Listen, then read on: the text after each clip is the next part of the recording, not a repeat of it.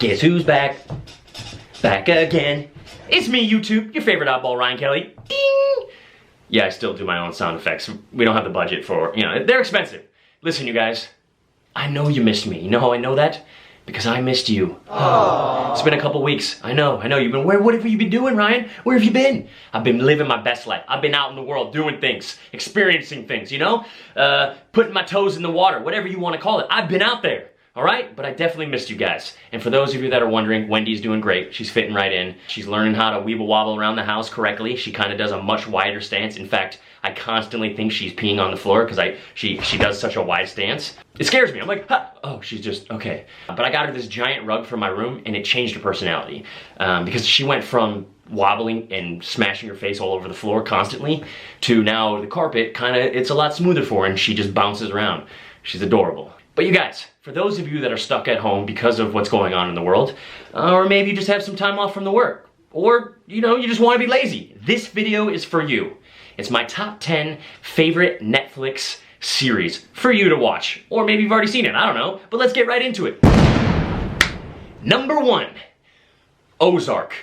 Oh my God, is this show good. Listen, I'll be honest. It started off rough for me. It started a little bit slow in season 1, but then after halfway through season 1 and definitely season 2 and season 3, I was hooked. It's one of my favorite shows of all time. Just so I don't mess up, you guys, I'm gonna read for you guys the synopsis of every one that I'm listening, because off the top of my head, I'd be like, it's a pony that goes on a rainbow, and they'd be like, what are you talking about? I don't know. Anyways, you guys, Ozark. A financial advisor drags his family from Chicago to the Missouri Ozarks, where he must launder money to appease a drug boss. Just as much action as I just read with that is exactly what goes on. And it's kind of just what goes on in a life of exactly what I just described. I do fantasize about stuff like that. Oh my God. In my life, I daydream about a lot of things. Winning the lottery, number 1. Being stuck in a situation that's absolutely terrible, like this.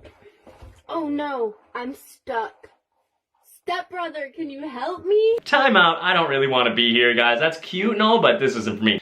And this is kind of what happens in that situation. So I got to live out one of my fantasies through this show. And I don't want to call it a fantasy. It's not a fantasy at all. I just think about if that would happen. I'm really curious to see if you guys think that. But number 1, Ozark, go check it out. Number 2, children watching, if you're under the age of 18, earmuffs right now, okay? Peaky fucking Blinders. By order of the Peaky Blinders. Peaky Blinders, number 2. Why? It's just fantastic, okay? You ready for the synopsis? A gangster family epic set in the 1900s England, centering on a gang who sew razor blades into the peaks of their caps and their fierce boss, Tommy Shelby. I mean, doesn't that just right there intrigue you? I don't know about you, but I like that, alright?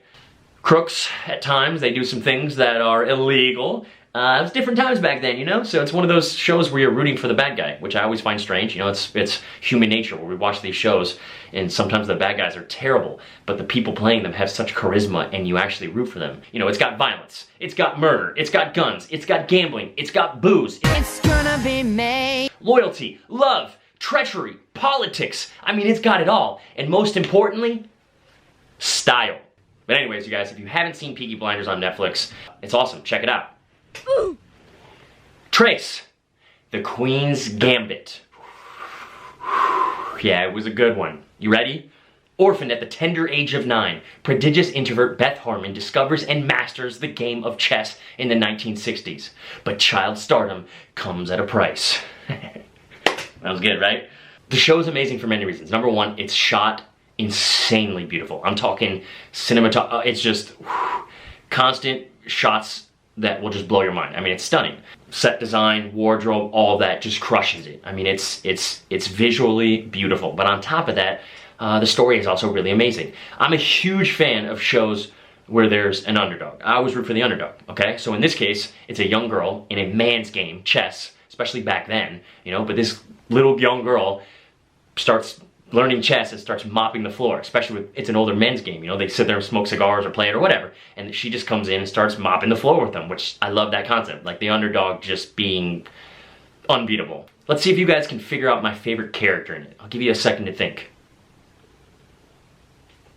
Thomas Brody, who played Benjamin Watson in the show. Why? What's the connection? Oh, he was in Maze Runner. Oh, who was in Maze Runner that I know? Oh, Dylan O'Brien. What show was Dylan O'Brien? Oh my God, he was in Teen Wolf. What? It's a mini series, so there's 7 episodes, and there's only 1 season. So that's kind of the cool thing about it. If you don't have tons of time and you want something to watch, this is one to get right in there, okay? Because it's only 7 episodes. They're great, long episodes, but it's, you know, it's not like you're not watching The Wire where you have infinite amounts of seasons at an hour. I mean, it's, you know, this is manageable, okay?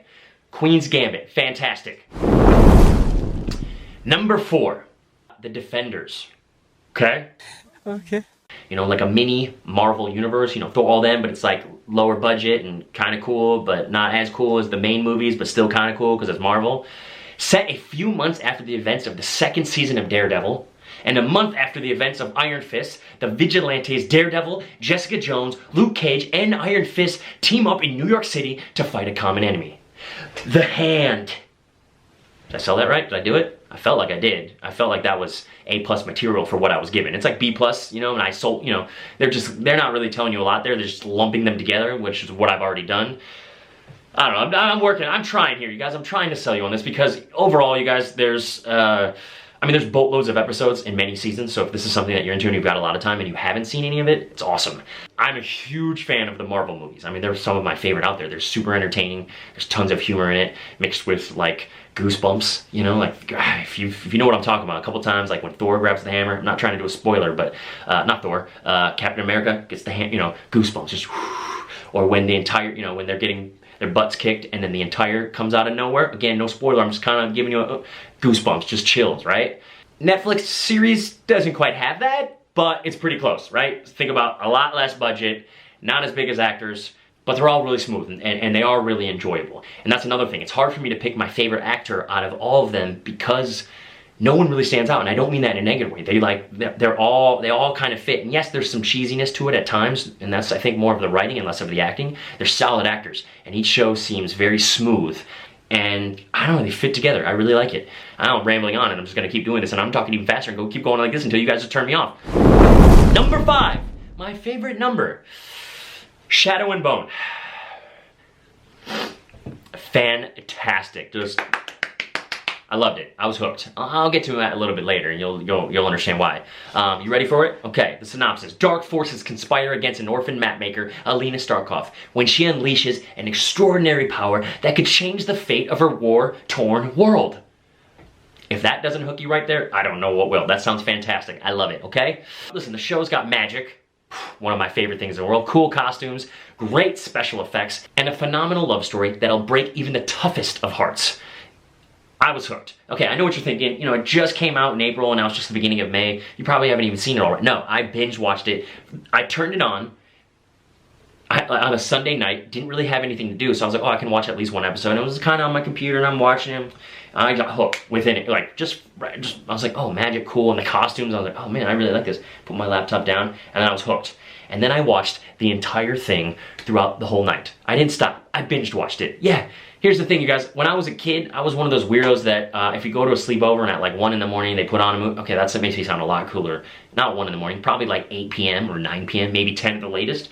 But if a friend put on a movie at a sleepover to like fall asleep to, I was the kid, I had to watch it. I had to watch the ending. I had to wait till it turned off, and then I could turn off the TV and then go to sleep. I've always been like that. So if I'm hooked on something, it's really hard for me to turn it off. And this show was a perfect example of that.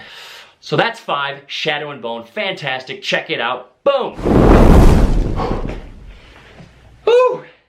I'm out of breath, that was a lot of talking. I haven't been on YouTube in like 2 weeks, I'm out of YouTube shape, it's tiring. Whew! So you know what you're gonna do right here? I can't even talk. You know what we're gonna do right now? We're gonna end it. To be continued. You got the first 5 this week, you're gonna get the next 5 next week. See what I did there? A little cliffhanger. Listen, I need to shorten up my videos because a lot of you aren't watching them all the way through. You know how I know that? Yeah, I bet you didn't think I could figure that out. You know how I know that? YouTube tells me. They also let me know if you don't like, if you don't subscribe, and if you don't comment down below. So if you could do all of those, that would be fantastic. I missed you guys. I love you. I'll see you next week. Toodles.